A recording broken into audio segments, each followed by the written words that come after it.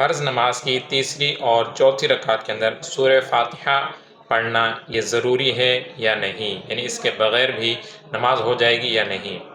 تو یاد رہے کہ فرض نماز کی تیسری اور چوتھی رکعت کے اندر سورہ فاتحہ پڑھنا یہ واجب نہیں ہے، البتہ سورہ فاتحہ پڑھنا افضل اور مستحب ہے۔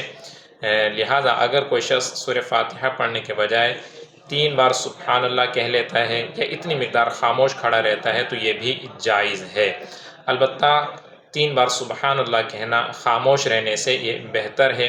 لہٰذا خلاصہ کلام یہ ہے کہ فرض نماز کی تیسری اور چوتھی رکعت کے اندر سورہ فاتحہ پڑھنا یہ افضل اور مستحب واجب نہیں ہے، لہٰذا تیسری رکعت اور چوتھی میں سورہ فاتحہ پڑھ لینی چاہیے۔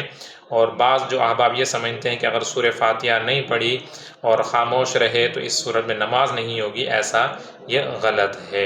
ہاں، جو سنتوں اور نوافل ہیں ان کا پھر حکم الگ ہے کہ ان کی تیسری اور چوتھی رکعت اس کے اندر بھی سورہ فاتحہ بھی پڑھنا یہ واجب ہوتا ہے اور سورت ملانا یہ بھی واجب ہوتا ہے۔